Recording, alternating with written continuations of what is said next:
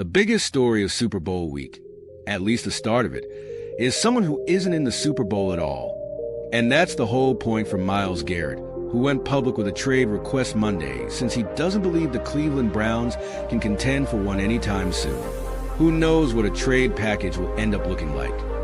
The Browns likely won't listen to any offers that don't include multiple first-round draft picks or similarly good assets, and it wouldn't be unprecedented for a player to request a trade and end up signing an extension to stay anyway. For our purposes here, we'll simply look at the 5 most fun destinations for Garrett to land as a neutral observer. Also, the man himself said he wants to compete for and win a Super Bowl, so no, teams without sustained recent success were not considered here. Detroit Lions. The Browns and Lions did business for a pass rusher this past trade deadline, with Zadarius Smith heading to Detroit along with a 2026 7th-round draft pick for a 2025 5th and 2026 6th. And for however outlandish the hypothetical trade discussions for Garrett and the Lions got, the team fit and different timelines are easy to recognize. Detroit is in its Super Bowl window, and pairing Garrett with Aiden Hutchinson would solve the QB pressure issues that represent one of the few holes left in the Lions' operation. The Lions won 15 games this season, and while both coordinators took head coaching jobs elsewhere, the organization has reloaded in key areas before during this current regime. It would be perhaps the best shot at the ring Garrett seeks. Dallas Cowboys. Yes, the Cowboys are connected to pretty much everything because of the popularity. But really think about this for a second. Dallas' new defensive coordinator Matt Eberflus likes to lean into high variance and play fast and explosive with an eye for creating turnovers. He doesn't mind his units giving up yards so long as they force takeaways and don't give up points.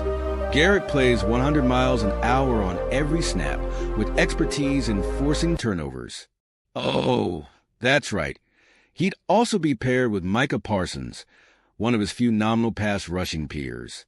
The money is an automatic. The Cowboys are slightly over the salary cap at present and still need to pay Parsons, plus Garrett is due just shy of $20 million next season and $25 million in 2026, but it's negligible, and at some point a roster that top-heavy is worth the swing, especially if Jerry Jones is truly all in. Buffalo Bills. The Browns and Bills have been recent trade partners in the Amari Cooper deal this past season. The need in Buffalo is clear as day. 2, a drive-wrecking, top-end talent to flip possession back over to Josh Allen and company just once or twice. The Bills are reliably good on defense under head coach Sean McDermott, but Garrett could make them great and perhaps finally nudge them past the Chiefs in the AFC.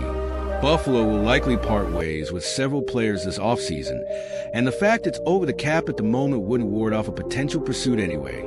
Whatever the Bills lose in depth would be more than worth it in how Garrett could impact their team as a whole. Washington Commanders. Here's a fun one you never would have guessed this time last year.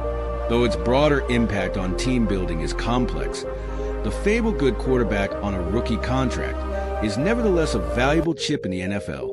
And the Commanders have just added presumptive offensive rookie of the year Jaden Daniels. Moreover, they have a solid amount of talent around him already, or at least enough to the point that fixing the defense should be their top priority. Dan Quinn probably dreams of an edge rusher the likes of Garrett in his defense, which emphasizes flexibility in the front 7. Read, the ability to rush from different spots over and over again, and heavy man coverage. Holding up on the back end is a whole lot easier when a monster, complimentary, like Garrett is chasing quarterbacks. Washington's timeline as a contender is in its nascent stages, and Garrett is still just 29 years old despite his wear and tear. This would be fun. Philadelphia Eagles. The rich could get richer, and it's not like there aren't straight dots to connect here. General Manager Howie Roseman has stocked up the Eagles with solid draft picks, but he also hasn't been afraid to be aggressive in trading for an established player. A.J. Brown and Darius Slade Jr. are recent hits. Garrett is just that, and Philadelphia will need to revamp its pass rush room this offseason no matter what, with several key players set to hit free agency. Teams already can't move the ball on the Eagles. How would anyone be expected to deal with a line that includes Garrett, Jalen Carter, and Jordan Davis? especially when it means giving the ball back to Saquon Barkley and that run game that builds out everything they do. If the Eagles come up short again on Sunday, it might be time to engage fully on this pursuit. If you enjoyed this video, please make sure to give it a like. Your support motivates us to create even better content. And if you haven't subscribed to our channel yet, don't forget to hit the subscribe button so you never miss a new video. Also, share this video with your friends so they can enjoy it too. We always look forward to your comments, so feel free to leave your feedback. Thank you.